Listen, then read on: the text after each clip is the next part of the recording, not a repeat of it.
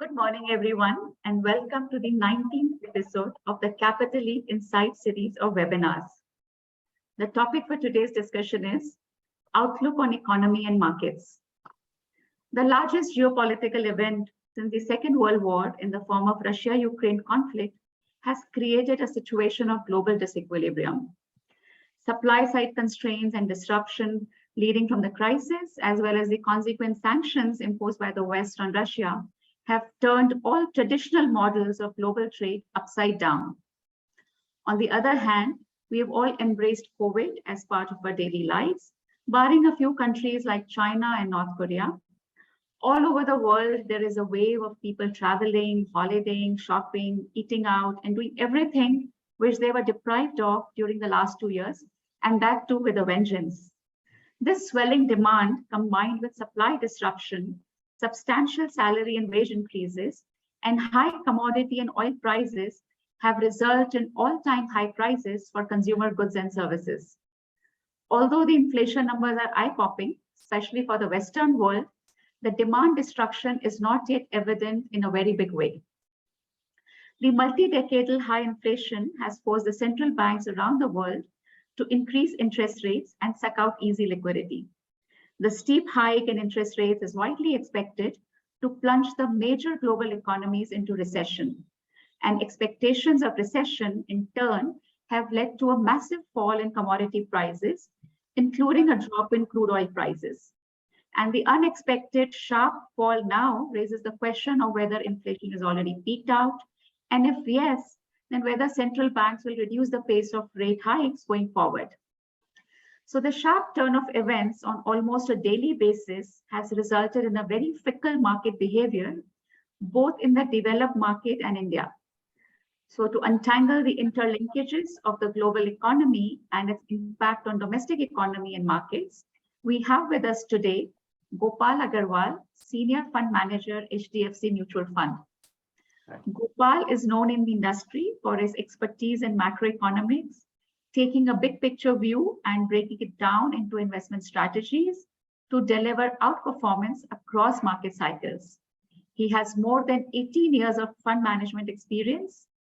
Thanks a lot, Gopal, for joining us today. Welcome. Thank you, Raju. Good morning. Good morning. So before we start the session, I would like to mention that we shall have a 15-minute question and answer session towards the end. So request the audience to please type your questions in the Q&A section at the bottom of your screens and address them to the panelists. And Gopal, I would now like to invite you to give us a brief synopsis of the outlook on economy and markets. Sure. Thank you, Raju, and thank you, the team. And welcome every participant on this webinar on economy and market. So I want to start because I will cover majority of economy and market linked with the equity market because we are an equity investor. We are a long-term here to create wealth. So first of all, like stock market, performance is driven by 4 fundamental factors: earnings, earning growth, liquidity, and interest rate. And if that is why the role of economy is very important in deriving how the liquidity situation is and how interest rate cycles are behaving. Because we know that the stock price is like discounting the future cash flow to the present value by an interest rate. So currently, what are positives and what are negatives, I would like to share, as Rajul has summarized in a very good way, that there is a vengeance of demand, and that is why, and there was a supply shortage. So what has happened in the market, I'll try to take you back. Starting with 2019 calendar year, you had a China-US trade war. And because of this, there was a inventory depletion across the globe because the movement of goods from China to USA was restricted because of rising tariff barrier. And then in 2020, you had a COVID. So what has happened in the last 2 years, CY19 and CY20, combined 24 months, we had a supply shock in the market, and inventory was depleting before opening of the economy. So you had a very low inventory level going into CY21, and before the Trump administration gave $800, increased to $1,000 per person, freebies. And then Biden administration started delivering $1,600 freebies to an individual in a family. If you are a family of two, you got $3,200 of freebies from the government. And this was a large money. I can tell you in US, mostly the 80% of the worker don't make $3,200 per month, right? As a normal, the normal citizen don't make $3,200. So this was a huge money packet was given by the administration, and then you had a very low inventory in the system, and immediately the prices have started going up very significantly. And interest rate were kept at 1.35%. 10-year GSEC in US. Interest rate had become closer to 0.25%. So there was abundant liquidity, very low interest rate, and heavy savings by the individual. And because of COVID fear, you must have noticed, like container freight rate went to from normally $1,200 to $12,000, and then no worker was coming at port to work. There was a driver shortage in US, right? So, and home prices have went up by 27% in 2 years. So what has happened? This supply shock, what we saw, has an increased liquidity led to spiraling inflation in the US particularly. And then going into CY22, in February, you have now Russia-Ukraine war. So Russia-Ukraine war has led further to this inflation crisis. And there was a fear that because of US and European sanctions, Russia will not able to supply anything to the world. And in anticipation of that, every commodity had spiraled in the last 3-4 months. But going into June, what the world had actually seen, that Russia was able to export almost everything except the gas. So we are seeing a big drawdown or big inventory correction worldwide. Commodity prices, industrial commodity prices are down between 35 to 40% from the peak. Whether it is a copper, aluminum, zinc, everything has corrected. We are seeing, grain prices are down by on an average 20% from the peak. Many commodities are down around 40%, some are down around 10%. So weighted average 20% correction in the agriculture commodity prices we are seeing. Then fatty acid prices or the edible oil which we eat, the palm oil prices have almost become half from the peak. So there is a lot of correction in commodity because Russia is able to supply everything they are wishing to do, and even in a higher quantity before the war had started. So supply chain is getting back to the normal. Chip shortages which were there in the world, because why we had a chip shortage? Because Americans have got these freebies and they were buying everything in COVID, and and the supply was less. So as I told you before, even going into COVID, because of US-China trade war, inventory was very down in the system. That is why all of a sudden demand led to this supply shock. Now everything is normalizing. Very clearly, we are seeing container freight rate, which moved to almost $12,000 per TEU, is now around 7,500. So there already correction have started. Chip availability is improving. Chip prices are down between 50 to 60% from the peak. So definitely, supply chain is getting normal. The only worried part today is, is the gas. In natural gas, which Russia supplies to Eurozone, is roughly 185 BCM in a year. What has happened because of this war, this supply has reduced by over 100 BCM, right? Because of geopolitical situation. Now this 100 BCM gas, it is very difficult to replenish in a short run. So Europe will feel the heat of it. Now the energy prices in Europe is now $30 plus million BTU. So power prices are up by 10x from the lows, and definitely European economy will go towards the recession because of very heightened energy price. And otherwise, the oil prices have moved up, with the shortage. And because what has happened, Russia is not able to export petroleum product, not oil, but petroleum product, because most of the petroleum product what Russia export, it goes to Europe, and Europe is not buying. And while China, India is not interested in their petroleum product because we have more than sufficient refining capacity. So that is why there is a shortage of some shortage, particularly of diesel in the world at this point of time, and that is why refining margin is high, while all other things are back to normal. So what I see, inflation will certainly come out in entire world from the highs what we saw in the month of April, May, and June. So world equity market is now rejoicing, are getting a relief rally worldwide because the inflation has peaked out. We are seeing oil prices are stabilizing, closer to $100. Gas prices are stabilizing, and all commodity prices, industrial, agriculture, everything has corrected big time. So, we are seeing the inflation has peaked out, and that is why the tail risk which was there in the market of a meltdown is certainly not there, right? So that is there. Then what is the risk currently? I want to share with you. Like in US, generally 55% of the inflation comes from housing related thing. 40% is housing market and allied services. So what has happened in US, particularly the housing rental, as I told you, has moved up by 27%.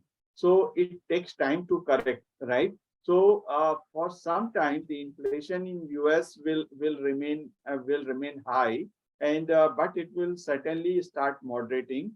And similarly, in Europe, it will remain high. While in India, certainly we have seen the worst. Inflation will start the moderating at a cliff. You will see, and now we have sufficient monsoon. So in India, you know that 46% of the weightage in CPI basket is food prices. So you will see start moderating. Tomato prices have a weightage of 6%, is already down by 30%. And onion prices have a weightage of 4%, is down by around 10%. So definitely inflation in India will start moderating. So that is a very relief in India.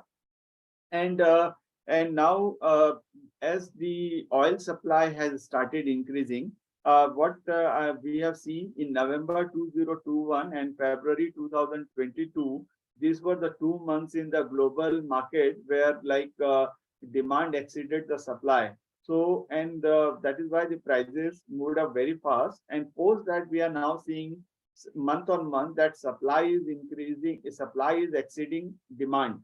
So that is why inventory built up has started slowly. So that is why I am saying that the worst of the oil prices are with us. And now you may see stability and lower prices as we move forward. Second point, in oil, what has happened? It is a bipolitical situation in US is very, very bad. See, in US, what happened? The Republican controls the oil market, while Democrats, are more into manufacturing, right? So what has happened? As you know that all big oil major like Chevron, Exxon Mobil, and all, they support Republican Party, and they normally give $5 donation to Republican and $1 to Democrat. So what we have seen, the rig count in USA is going up by the fringe player, but majors like Chevron, Exxon have not increased oil exploration activity because they want, whatever it is, like they want to see that the inflation remain high till midterm election in November, right? So, but certainly economics will play, and because the production cost is $50, prices are $100. So general economic sense say that supply will increase certainly, and maybe post November you may see a major supply increase in the market. So I am very confident and optimistic that all supply will increase going forward. So we may have a transient issue, but don't get panicked by this because this is very temporary in nature.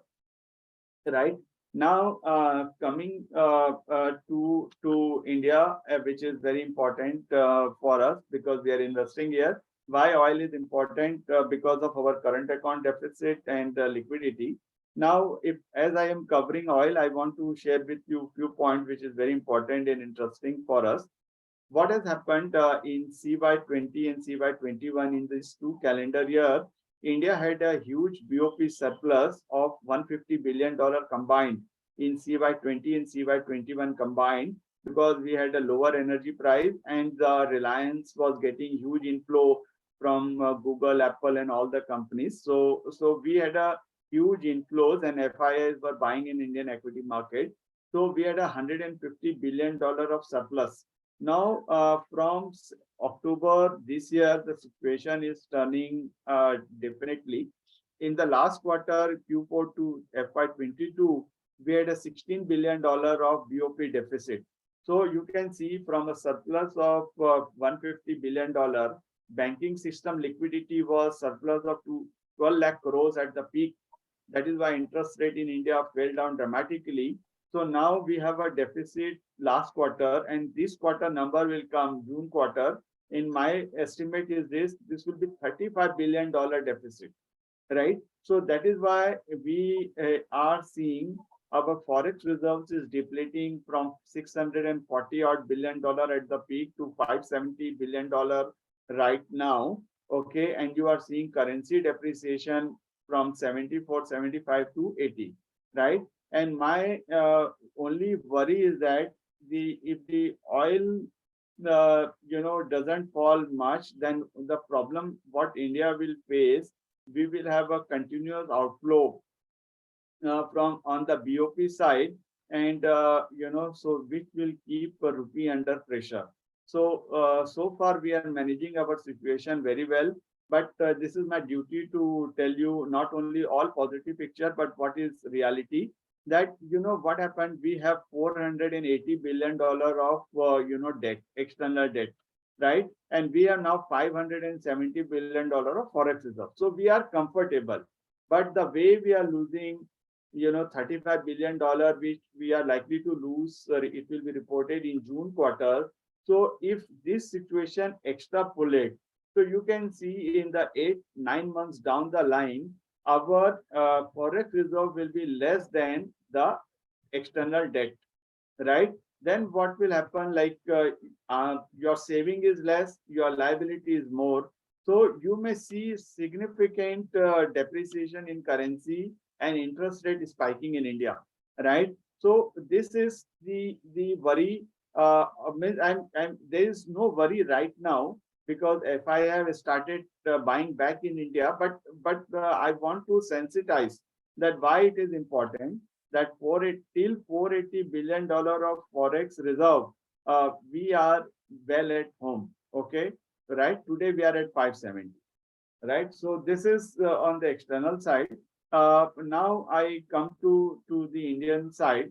So in India, definitely the biggest positive in India currently, what we are seeing, our fiscal deficit is very much under control. US had a 19% fiscal deficit in CY21, and if you put even state and central combined, we even off balance sheet we have roughly 12% or so fiscal deficit. So we are far better than any other major economies in the world. And what we are seeing, even government has put windfall tax on oil companies, right? So what we are seeing, despite the higher oil prices and all, even this year our fiscal deficit will be below the budgeted number, right? So these are really big positive, that fiscal deficit is not a worry. Government is managing the situation very well, extremely well, I would say. So that is very positive. Inflation is certainly picked out in India, no doubt about it. Certainly it will come down over a period of time. So in this scenario, in India, we may not have more than 60 basis point of rate hike. 5.5 I look at where repo can go from 4.9% today. So, and bond market has priced it well. Unless you have a BOP shock, which I explained to you, I think, the bond market had seen the worst. So definitely, so these interest rate side and liquidity side, we are well positioned. But please keep in mind what I have said to you. And surplus liquidity in the banking system from 12 lakh crores at the peak. Yesterday, it has fallen to 2,55,000 crores surplus. So we are still at surplus, but from 12 lakh, we are at 2,55,000 crores. So situation is good, but please keep that in mind. Right now, coming to GST collection is very good. Right, we are really seeing power demand in India is rising. Right, means in every parameter from railway, loading, unloading figure, you name it, e-way bill, everything is really doing well. So I'm not worried on economy side. And we may have continuous on an average 6% plus growth. That is what I'm looking at in India. I mean, after normalization, because we had a minus 6% growth or plus in COVID. So we are seeing 8.6 for then 7.2. But the real thing will come after FY24 because the base effect will go. So we will be like a 6.5% growth economy. That is the real picture for us. Now, coming to other thing, in whatever you must be reading, because I would like to share with you the fear, or you must be reading in US may go to recession and all, and it will have a follow-up effect on India. What I would say, this recession, even if we get, it will be more technical in nature, and it will be led by inventory drawdown, inventory correction. So let me explain you. So let's see, we have seen 77 rupees a kg steel price in India. Today it has fallen to 59 rupees a kg. So suppose as a businessman, you may not give new order to the company because what you want, let it stabilize, right? Because it is falling, right? So the new order will not come because every businessman is waiting, right? Because as a manufacturer, you will not just go to 59 rupees. You will not offer to your client 59 rupees a kg, right? So they want this price to settle down into the system. That is why the new order is coming down. Okay. Similarly, if you look at it as a trader level, so if your company is reducing the price list, so then what happened? You will not buy new from the company. You will first try to replenish your inventory. So this is the inventory-led recession, not a real recession. Okay. So so don't panic by the news flow, because this is an inventory-led recession, not a real recession. Here in this time now, US citizens are sitting with $3.4 trillion of saving, lifetime high in their in entire US history. For US corporations have $7 trillion of excess cash. So this is not a real recession. This is an inventory-led recession, even if it comes to you, right? So don't get panicked by this. That is why the market may guide it. But it will come back very fast as soon as this correction phase gets over. Right now, I come to the picture of earnings and earning growth, which is important. So after the a lull period of earning growth between FY16 to FY20, we saw really in FY21 good growth of 18% corporate earning growth in Nifty, and FY22 we had a 34% earning growth.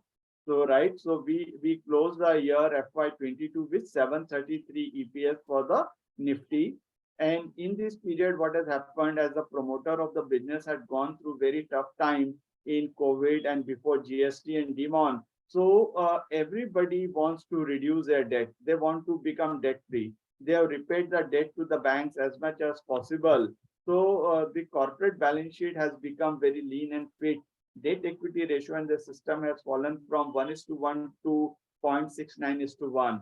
So, and whatever debt is there is left with majority with, let's say, telecom company, power sector, infrastructure sector, or some real estate company. Even real estate companies are getting debt free as much as possible, especially in listed space. So we are seeing a very good, cash flow generation, reduction in debt of the companies.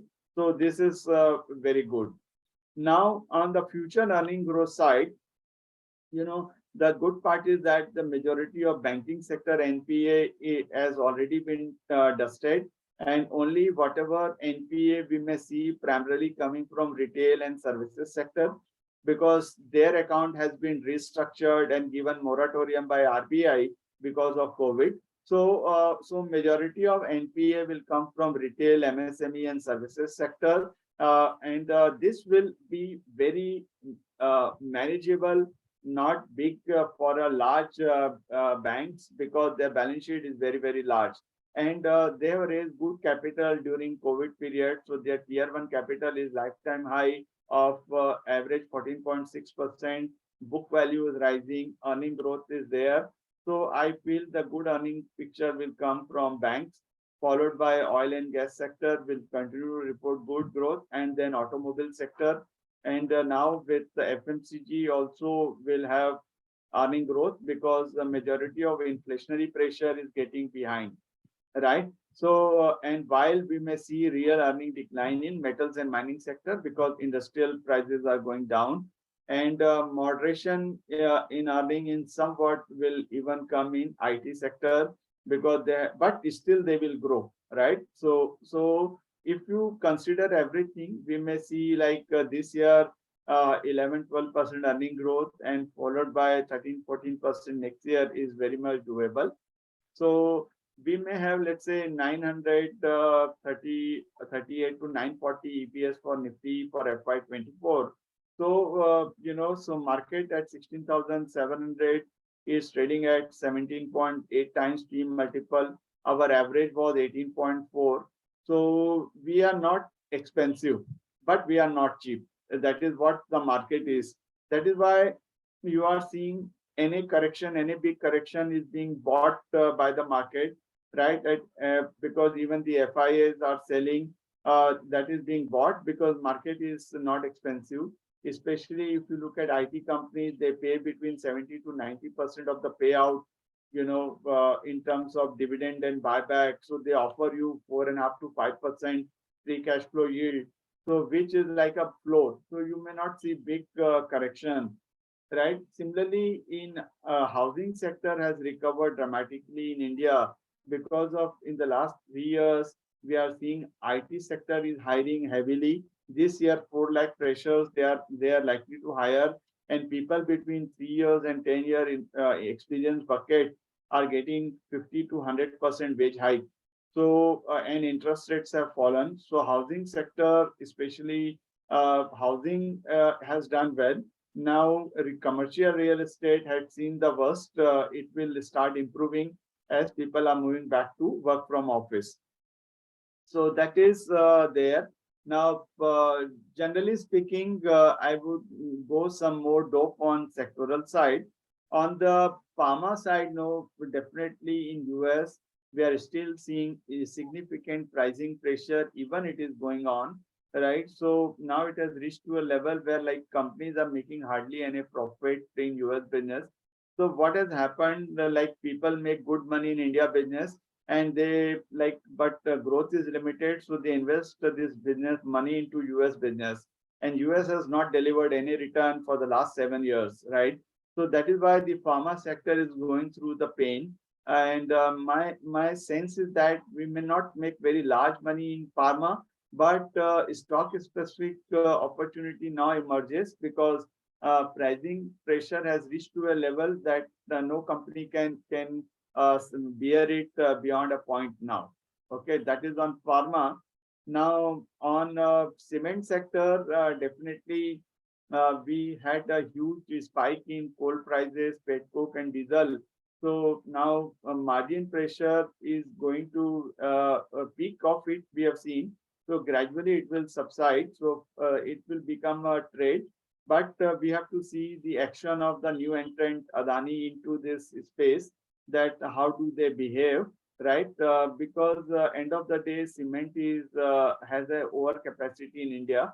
So we have to see how it works. But very frankly, I really see that worst of the inflationary pressure is behind us, right? Then coming to sector IT, generally speaking, whenever US goes through slowdown, then we generally see these IT sector in India generally tend to underperform because discretionary spend slow down, and discretionary spend generally gives you higher margin. So that is why I am underweight, but I really see it may not be more than 5 to 7% more correction from the levels which we have seen, because then the company will become attractive 5% free cash flow yield. So some correction is possible, not a mega correction in IT sector. I really look at. Then I really see big demand growth coming back into consumer discretionary, including auto, because demand is very solid. Chip shortages are going away. Commodity prices are falling. So big margin tailwind is there in this.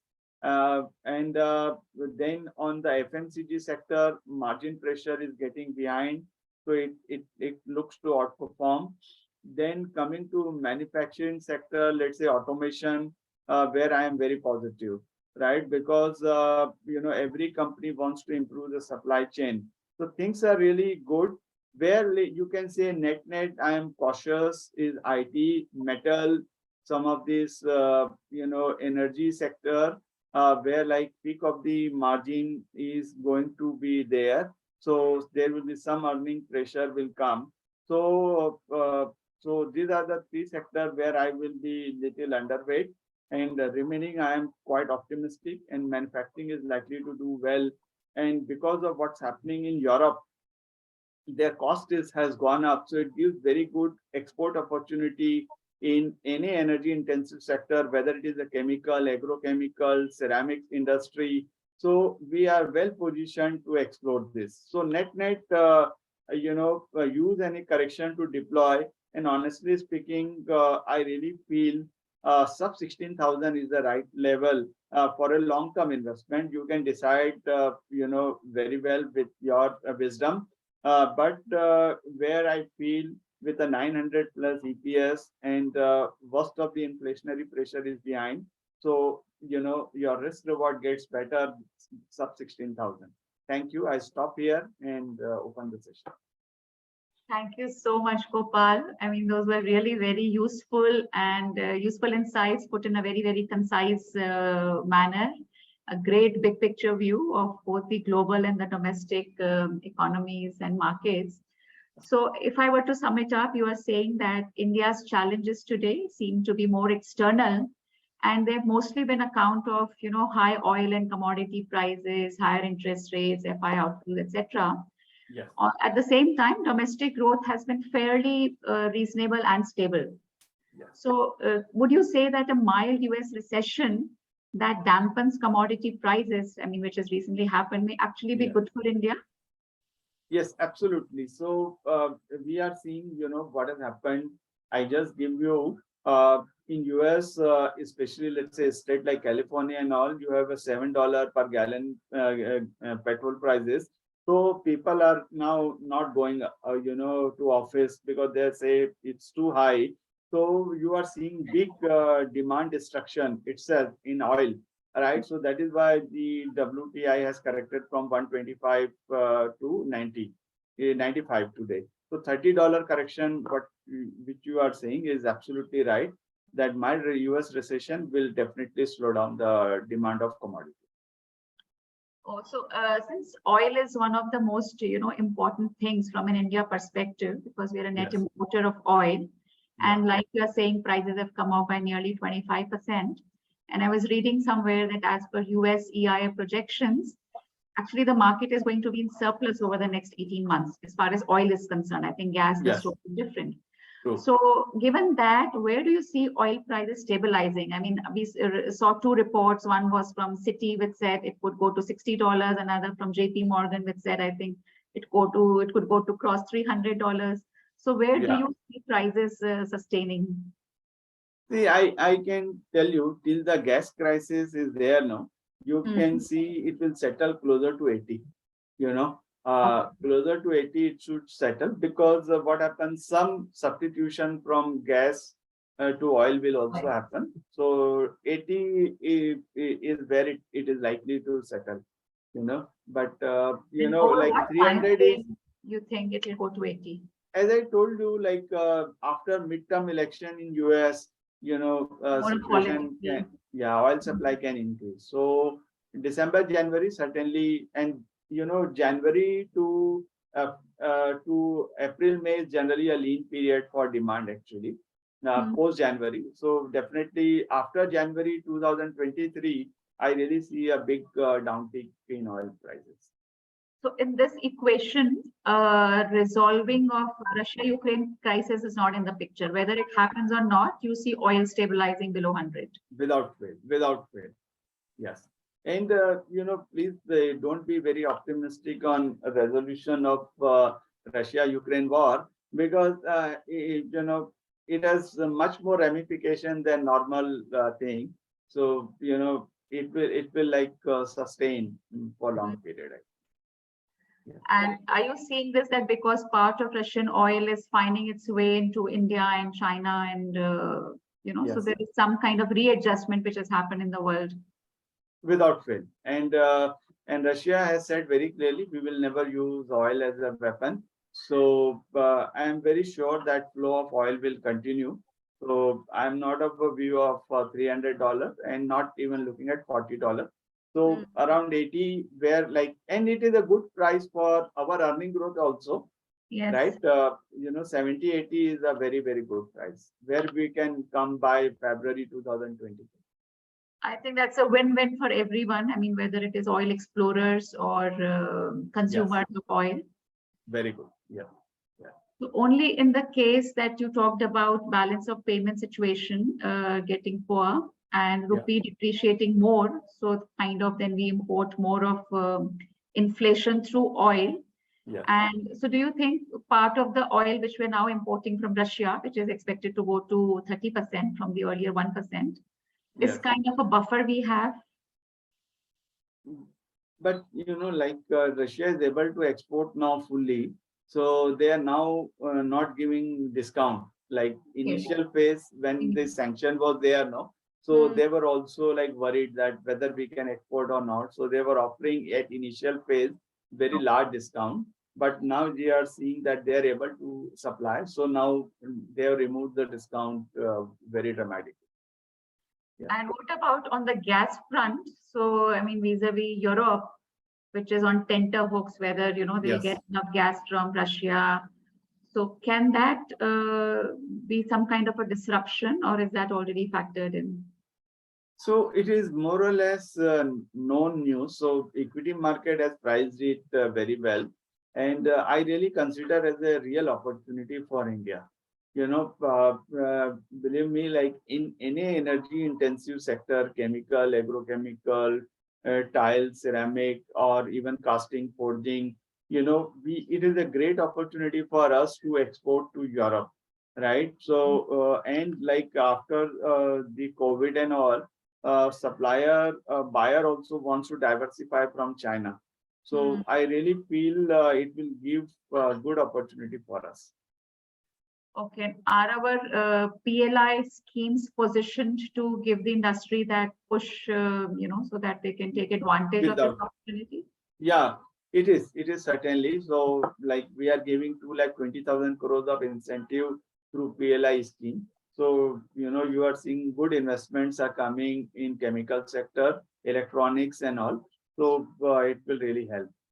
And price arbitrage is very good for us actually. So I really feel the next few years, the entire chemical sector, you know, and agrochemical and all, you will see big surge for us actually. Now Bayer, you know, BASF, all the European companies, find it very, very difficult to manufacture at this price, right? So it will give us good export opportunity. Even their MNC, which are coming, which have play in India, they can use India as a manufacturing hub actually, because they also want to diversify from China. So you can imagine, both will help us actually. Okay. So, Gopal, coming to a general, you talking about capacities. So recently, I mean, we have seen that capacity utilization for Indian manufacturing companies, etc., has been going up, and it Yes. has crossed, I think, 76%. Yes. And typically, so at what level do companies look at putting up fresh capex plants, or to kickstart that capex cycle, which we're all waiting for? So in this, two things have happened very clearly. About around 80% any manufacturer would like to go for new capex. So, and in some sector, we are seeing that capacity utilization has crossed that level. So especially, let's say in chemical industry, where cement also you are seeing into, bearing sector and everything, wagon and all. We are seeing casting, forging. We are seeing good investment has picked up, right?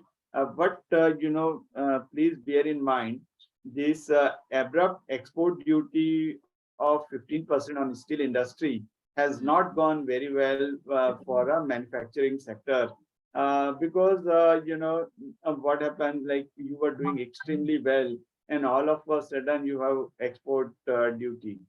So there will be some negative fallout of this, that is there, right? So the steel industry might have big capex wave, which we were likely to see, right? So they may go a little slow after this, but really I see big capex will come even in power sector. We are seeing now 25,000 megawatt deficit in India, right? And you will see big investment will come into power sector, coal mining sector, renewable energy, hydrogen, dedicated freight corridor, wagon, so I'm very much bullish on short cycle projects where a lot of investment, even in chemical and all. So there I see very big opportunity even for the next 5-7 years actually, right? So otherwise, if this export duty wouldn't have come, no, believe me, we would have a great manufacturing cycle, capex cycle, which was almost able to start actually. Okay. So how does it, I mean, once let's say this capex starts, for the benefit of our audience, if you could elaborate that, how does this translate into earnings? Because once you are setting up fresh capacities, obviously, I mean, you're saying balance sheets are very strong, you borrow, your interest costs, etc., go up. So how does it play on earnings and over what time frame? Sure.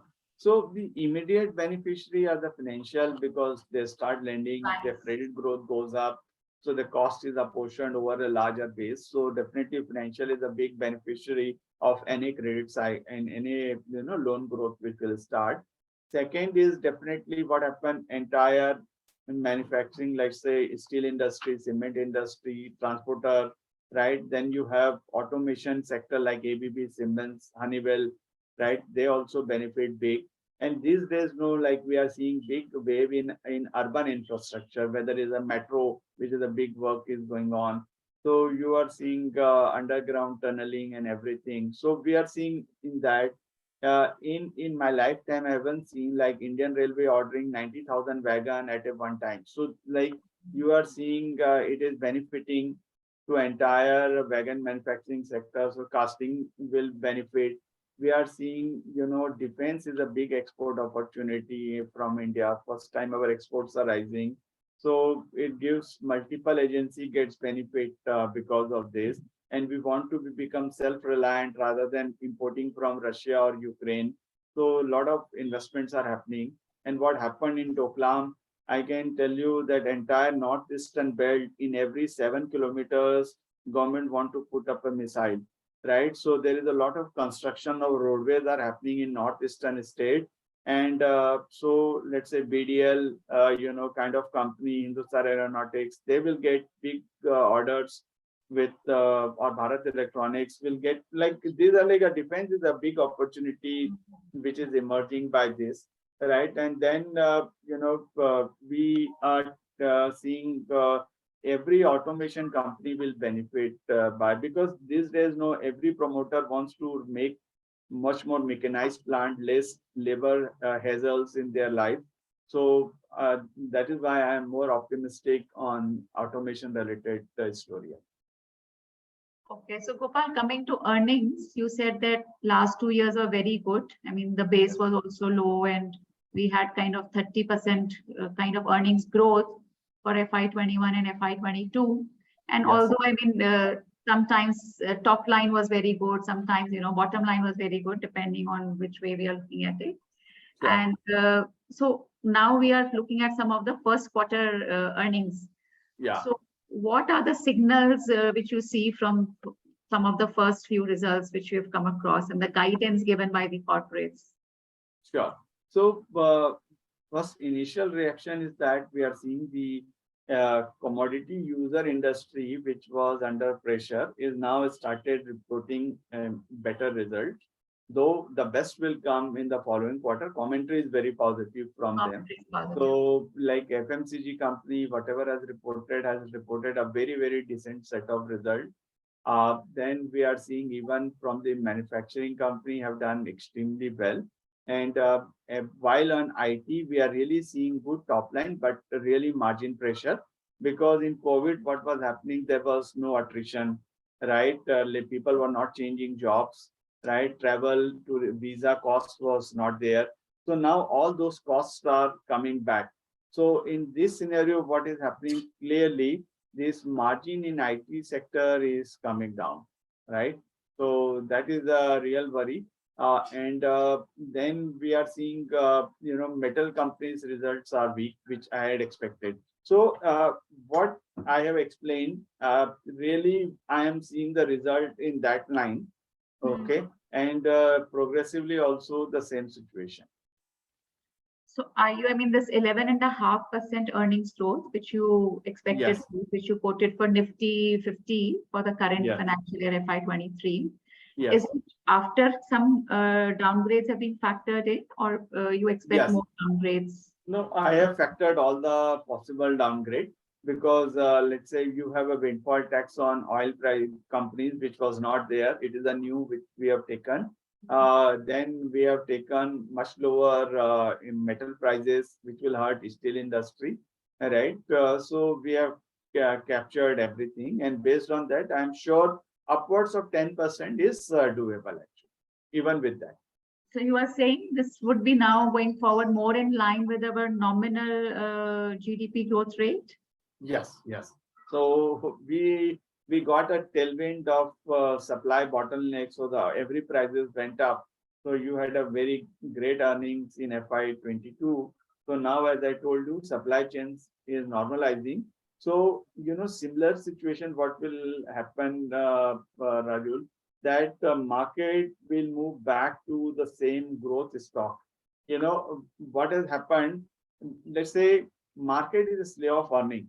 So what we call generally in a market parlance is the value is typically your, utilities, right? Your power companies or your metal companies and oil and gas. These are generally people of financial, especially public sector enterprise.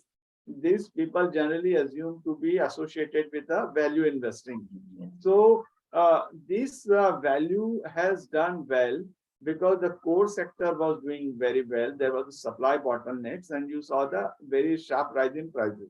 Now, my sense is that as supply chain is normalizing and world growth is getting back from 5% to 2.9%.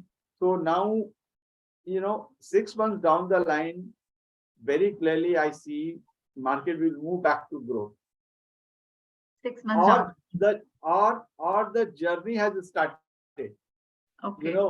So it is a very difficult, it's a very dynamic situation again. So you had a very value doing core sector was doing very well, and now we are we will see again the growth stock doing very well. So, this transition management is very key for a consistent outperformance. So I really see this. This is on the anvil actually. So would you agree that growth stocks also suffered because we had higher and higher interest rates and their valuations came off? So it was some kind of, they were expensive stocks. All these growth stocks are expensive. So So I there was explain. Very true. I will give you one example to you. Yeah. So we were investing in Zomato or Paytm of the world and everything. What has happened? Or in US you have Snapchat. You name it. I will go on and on. Right. So what has happened? Suppose in US, in Germany, you had a 60 basis point negative bond yield, minus 0.6. So if any company tells you in 10 years my cash flow will become positive and I'll give you back some money, right? So still you were happy by investing in a company which will give me 10 years down the line cash flow with a good management, good cash business model. So now with Germany bond yield going to 1.5%, this entire dream is shaken, right? So that is why you can see ARK in ETF in US is the real barometer of this. Their NAV has fallen from 180 at the peak to 43 today. People have lost their shirt, and it is a 80 odd billion dollar fund. Okay, so now that all era is behind. So when interest rates are rising, so that 10-year down the line cash flow will not work. People want cash now in rising interest rate scenario. That is why you are seeing the value stock outperforming and so-called growth or futuristic earning businesses have been decimated in the market. So and definitely I can tell you they will come back.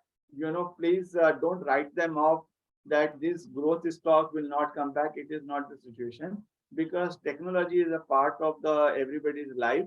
But some of the businesses will die because they were, like in every bull market, when the tide comes, it lifts all the boat. So, but some sound business model will survive.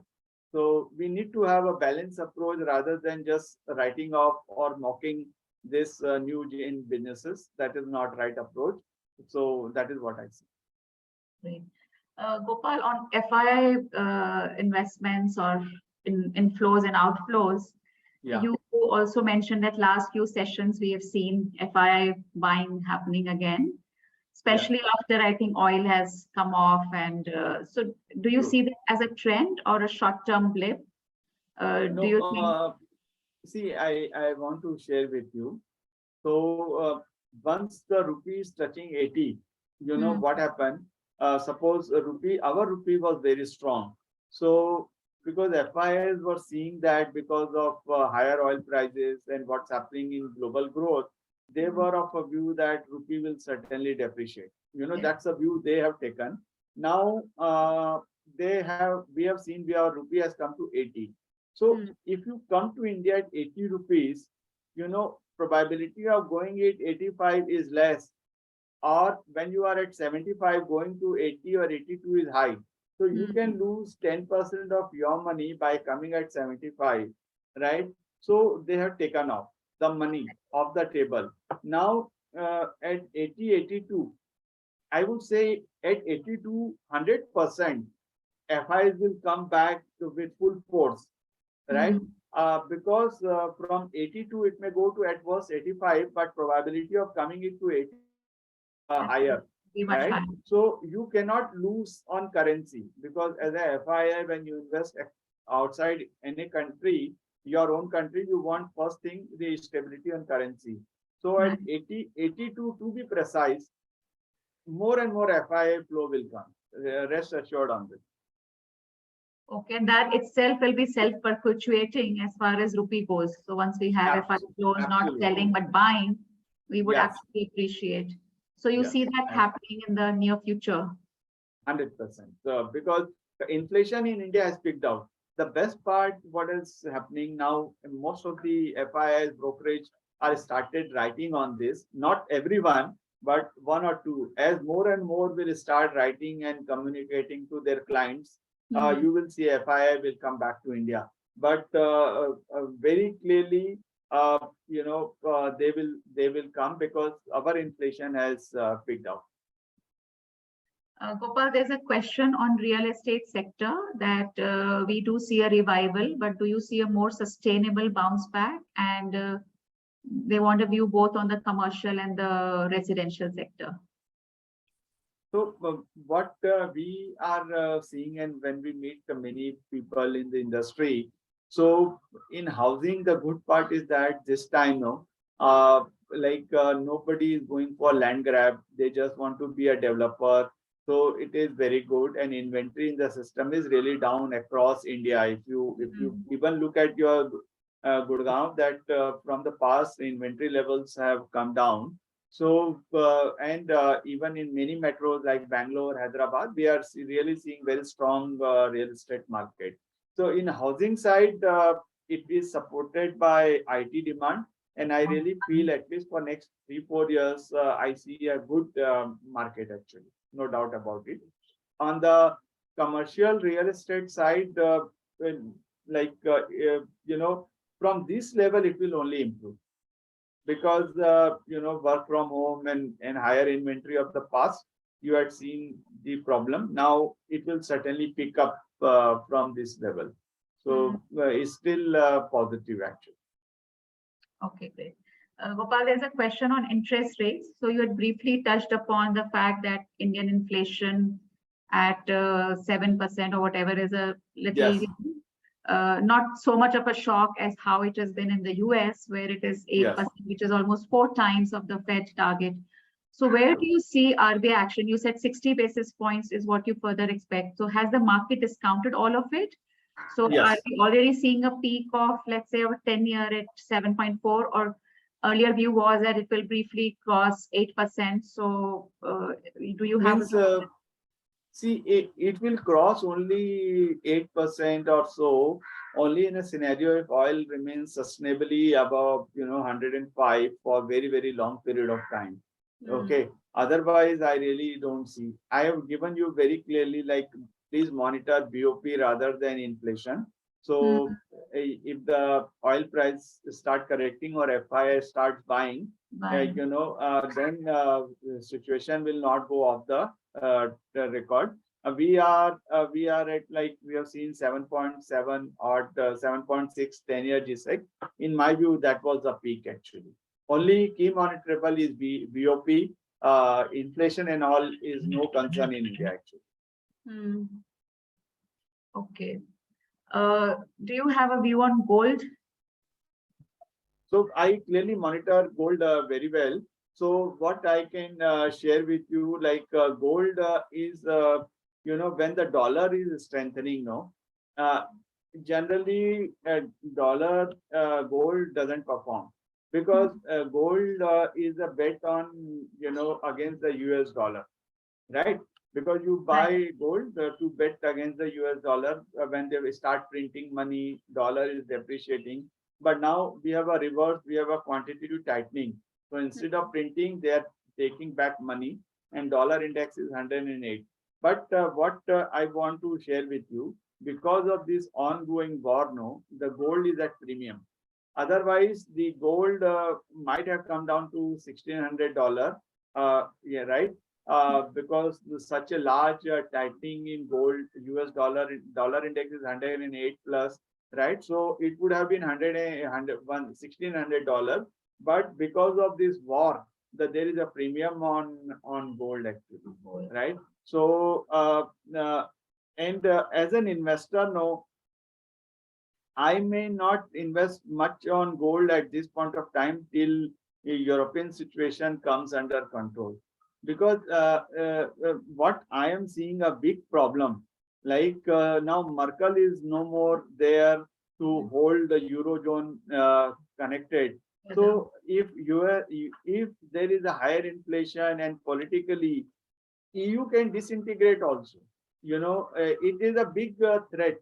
So the dollar can remain strong. So please watch for some development, what's happening in Eurozone.